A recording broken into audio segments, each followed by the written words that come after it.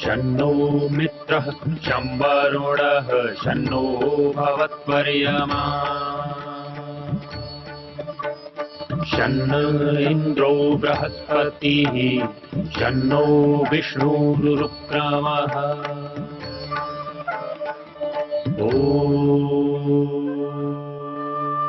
शान्ति शान्ति शान्तिः।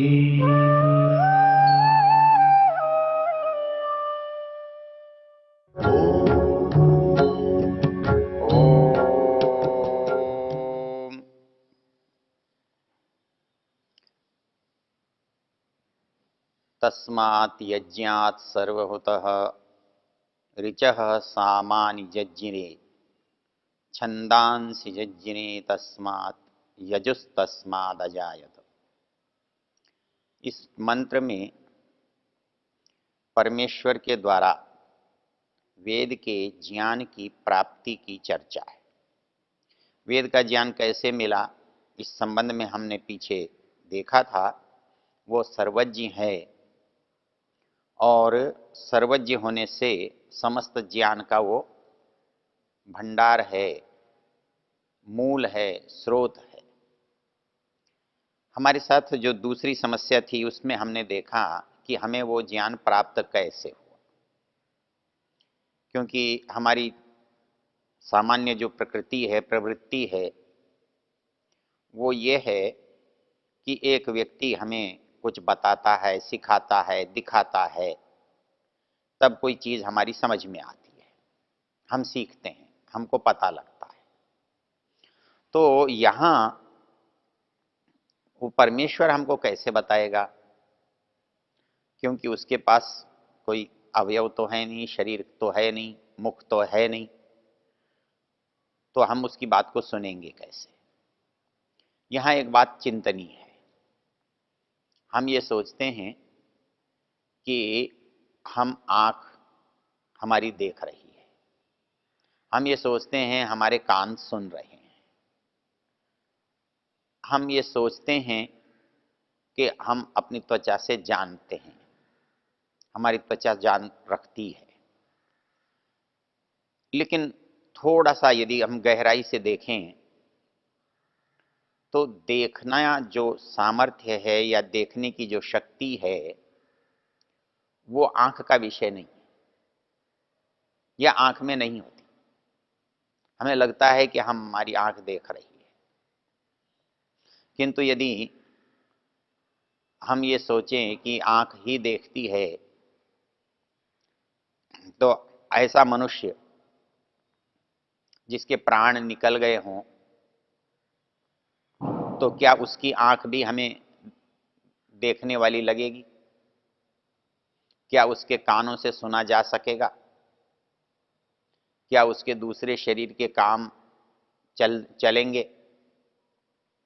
आंख यदि देखने का काम करती है, देखती है, तो आंख मात्र देखने का साधन है। जैसे हम चश्मे से देखते हैं, दूरबीन से देखते हैं, हाँ, और सूक्ष्म यंत्रों से देखते हैं, तो किसी बड़ी से बड़ी चीज को, दूर से दूर की चीज को देखते हैं, और किसी बहुत छोटी, बहुत सूक्ष्म, बहुत बारीक चीज को देखते हैं। तो उसको देखने के लिए जिन साधनों की, जिन उपकरणों की, जिन यंत्रों की आवश्यकता होती है, वैसे ही आंख, नाक, कान आदि यंत्र हैं, उपकरण हैं किसी देखने वाले के लिए। जैसे एक देखने वाला इन उपकरणों के उधर होता है तो देखता है, और यदि ये उपकरण, ये यंत्र उससे दूर हो जाएं तो उसको कुछ भी दिखाई नहीं देता, लेकिन यंत्र भी कुछ नहीं देखते, क्योंकि उतार कर रखा हुआ चश्मा उसमें कुछ भी दिखाई नहीं देगा। और ऐसे ही दूर रखे उपकरण में भी हमें कुछ नहीं दिखाई देगा, उपकरण कुछ भी नहीं देख पाएगा। जो देखना जो है वो चेतन का धर्म है, दृष्टि जो है वो चेतन का सामर्थ्य है, चेतन की शक्ति है, और वो चेतन की शक्ति इस आंख, नाक, कान आदि यंत्रों के, उपकरणों के माध्यम से काम कर रही है। तो जिस काम के लिए ये उपकरण बने हैं, निश्चित रूप से उतना काम ये उपकरण करते हैं, करेंगे। जैसे हम यदि बहुत सूक्ष्म वस्तु को देखने वाला उपकरण बनाते हैं तो वो उसको दिखाता है, लेकिन उससे कुछ और काम लेंगे तो नहीं दिखेगा, नहीं समझ में आएगा। तो जैसे आंख से हम कान का काम नहीं ले सकते, हम कान से आंख का काम नहीं ले सकते, तो ये अलग अलग उपकरण हैं। मनुष्य कभी दूर का चश्मा लगा कर देखता है, कभी नजदीक का लगा कर देखता है। तो अलग अलग उपकरण जो हैं ये उसके अलग अलग काम के लिए हैं, लेकिन काम करने वाला तो एक ही है। वो कभी इस उपकरण से कर रहा है, कभी इस उपकरण से कर रहा है। वैसे ही इस शरीर में बहुत उपकरण होने का मतलब है कि ये उपकरण उसके काम के तो हैं, पर उपकरण स्वयं कुछ करते नहीं हैं। वो पैरों से चलता है, वो हाथों से काम करता है, वो आंखों से देखता है, वो कानों से सुनता है, वो मुख से बोलता है, रसना से रस लेता है। ये सब अलग अलग है, किंतु इन सब का जो उपयोग करने वाला है वो एक है, अकेला है। तो इस शरीर में उपकरण बहुत हैं और इन उपकरणों का उपयोग करता एक और अकेला है। तो जो देखने का सामर्थ्य है, जैसे एक ही व्यक्ति अलग अलग उपकरणों को देखता हुआ कुछ बड़ा देखता है, छोटा देखता है, कैसा देखता अंदर में देखता है, बाहर में देखता है वो एक ही। तो देखने का सामर्थ्य उस एक व्यक्ति के पास होता है। वैसे ही जब इस शरीर के उपकरणों को, हम यंत्रों को देखते हैं, तो इससे भी देखने वाला एक वो जीवात्मा है, वो एक अकेला है, वही इसमें से देख रहा है, झांक रहा है। तो देखने का जो सामर्थ्य है या शक्ति है वो किसमें है? जीवात्मा में। अर्थात दृष्टि भी उसमें है, श्रवण भी उसमें है, मनन भी उसमें है। जो भी हमारे पास शरीर में है वो सब उसका मूल है। यदि इतनी बात हमारी समझ में आ जाए तो एक बात बहुत अच्छी तरह होती है। अब एक मूल प्रश्न है कि जब किसी ने कुछ बोला ही नहीं तो हमको सुनाई कैसे दिया? हम ये समझते हैं कोई जोर से बोलेगा तब हमें सुनाई देगा। इसके लिए एक बहुत अच्छा उदाहरण है। उदाहरण ये है कि जब हम किसी को दूर से बुलाते हैं तो बहुत जोर से आवाज लगाते हैं। हम अपनी आवाज को बहुत दूर तक पहुंचाना चाहते हैं तो बड़े बड़े उपकरण लगाते हैं, लाउड स्पीकर लगाते हैं। उससे भी ज्यादा जाते हैं तो हम तरंगों से अपनी आवाज को भेजते हैं। तो दूर तक हम अपने उपकरणों को फैलाकर उनसे काम लेते हैं। किंतु यदि हमें किसी को पास वाले को बताना हो तो, यदि कमरे में ही दो चार लोगों को बताना हो तो क्या हम लाउड स्पीकर लगाएंगे, दूर ऊंची आवाज के उपकरण लगाएंगे? सहज बात करेंगे। और यदि एक ही आदमी से कुछ गोपनीय बात करनी हो तो तब हम शायद और भी बहुत धीरे बोलेंगे, और इतना धीरे बोलेंगे कि शायद उसके कान के पास मुख ले जा करके बात करेंगे। तो जब हमें दूर के व्यक्ति को बोलना था तो हम जोर से बोलते थे, और जितने जितने निकट व्यक्ति आता गया हमारे बोलने की आवाज उतनी उतनी कम होती जाती है। और जब हम अपने अंदर ही बात करते हैं तब तब तो हमें बोलना ही नहीं पड़ता। जैसे हम विचार करते हैं तो विचार करने में भाषा भी होती है और हम वर्णों का उच्चारण भी कर रहे हैं, किंतु शरीर का कोई भाग काम में नहीं आ रहा है। हम अकेले में बैठे, चाहे वो किसी के बारे में बुरा सोच रहे हैं, किसी के बारे में अच्छा सोच रहे हैं, किसी शास्त्रीय विषय की चर्चा करना चाह चिंतन कर रहे हैं, परमेश्वर का विचार कर रहे हैं, तो कोई मनन चिंतन विचार जब हम कर रहे होते हैं तो हमारे पास सब कुछ होता है। हमारे पास भाषा होती है, हमारे पास शब्द होते हैं, हमारे पास उसका ज्ञान विचार होता है, लेकिन न तो हमें बोलना पड़ता है न हमें सुनने की आवश्यकता होती है, क्योंकि जो हमारे अंदर चल रहा है उसको हम जान रहे हैं। तो यहाँ कान की आवश्यकता इसलिए नहीं है कि वो हमसे दूर नहीं है। जो हम बोल रहे हैं वो हमें पता लग रहा है, उसके लिए मुख की आवश्यकता नहीं है, क्योंकि हम उससे दूर नहीं हैं। तो ऐसे ही जब हमें कोई ज्ञान अंदर से मिलता है, अंदर से उद्भूत होता है, तो हमें बाह्य उपकरणों की आवश्यकता नहीं होती। हम उन चीज़ों को मन से ही कर लेते हैं। लेकिन परमेश्वर जो है, परमात्मा जो है, वो हमारी आत्मा में भी है, वो सर्वव्यापक है। वो हमारे बाहर है तो हमारे अंदर भी है। तो जब कोई बात हमें परमेश्वर से विचारनी होती है या परमेश्वर से करनी होती है, तब आप एक सोचकर देखें, क्या तब हमारे लिए आंख नाक कान मुंह की आवश्यकता होगी? क्या बोलने वाले के लिए मुख की आवश्यकता होगी, क्योंकि वो तो हमसे दूर ही नहीं है? तो क्या मुझे सुनने के लिए कान की आवश्यकता होगी, क्योंकि वो मेरे से दूर नहीं है, मेरे अंदर है? कान मेरे बाहर की बात सुनता है और मैं बोलने वाला परमात्मा मेरे अंदर बोलता है, तो ये दोनों ही बोलने और सुनने वाले बाहर से नहीं बोल रहे हैं, न बाहर से सुन रहे हैं।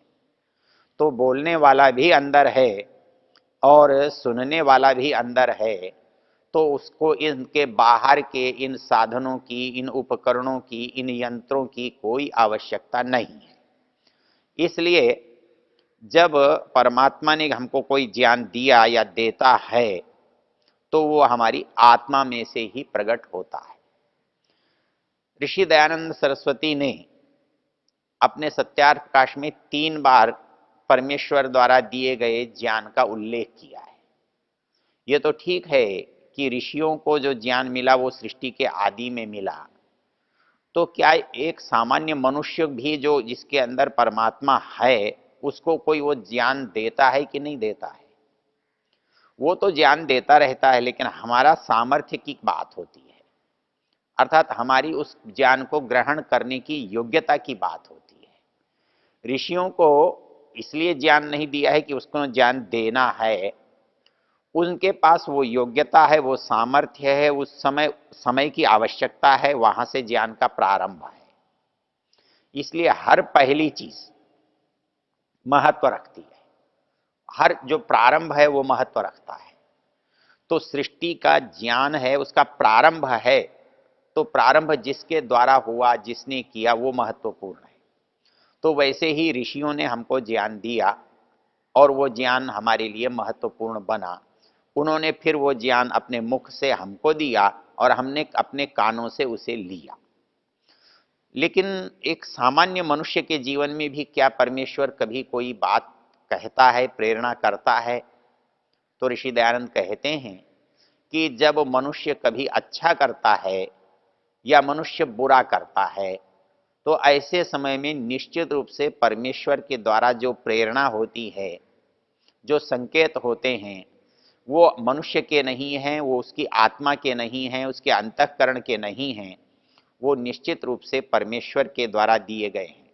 जैसे उनका कहना है कि जब कोई मनुष्य कुछ बुरा करता है, बुरा सोचता है, बुरा करना चाहता है, तो जिसको वो बुरा मानते हैं उसके प्रति उसके मन में भय, शंका और लज्जा उत्पन्न होती है।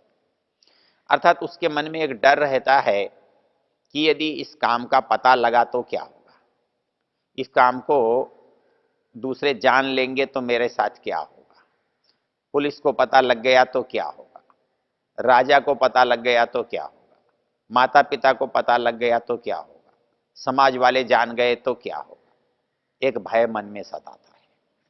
और दूसरा, कोई उसको करते हुए देख तो नहीं रहा है, वो चारों ओर अपनी नजर दौड़ाता रहता है, वो आशंकित रहता है, वो जो मन में शंका है, और यदि उसे कोई पकड़ भी लेता है, उसे कोई जान लेता है, उसे ऐसा करते हुए कोई देख लेता है, तो उसके अंदर जो लज्जा का अनुभव होता है, वो स्वामी दयानंद जी महाराज कहते हैं कि ये भय, ये शंका, ये लज्जा मनुष्य के अंदर परमात्मा की प्रेरणा से पैदा होती है।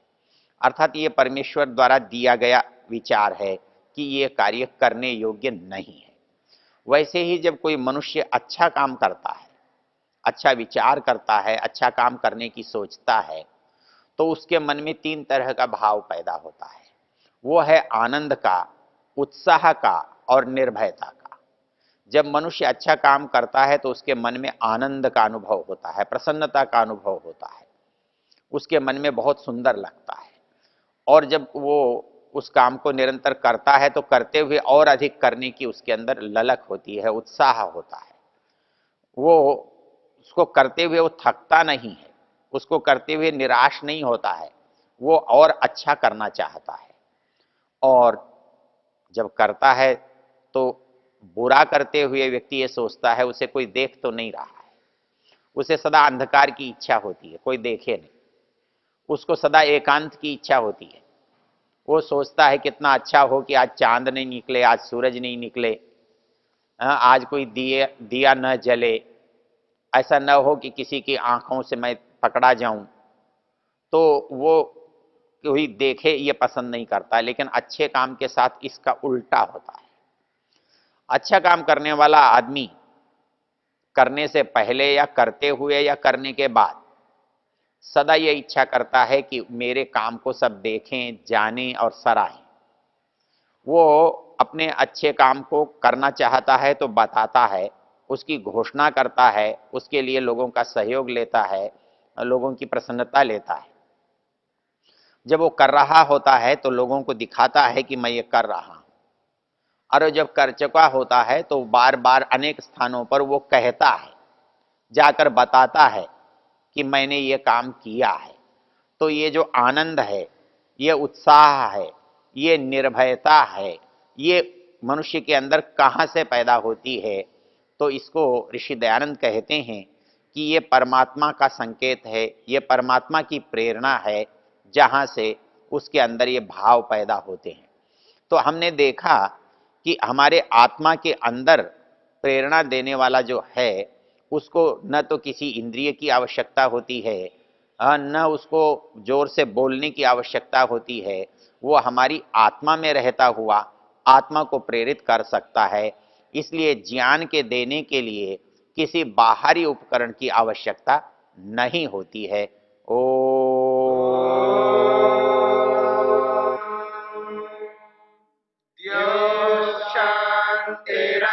शान्तिरन्तरिक्षं शान्तिर्पृथिवी शान्तिरापः शान्तिरोषधयः शान्तिः वनस्पतयः शान्तिर्विश्वे देवा शान्तिर्ब्रह्म शान्ति सर्वं शान्ति शान्तिरेव शान्ति क्षमा शान्तिरेधि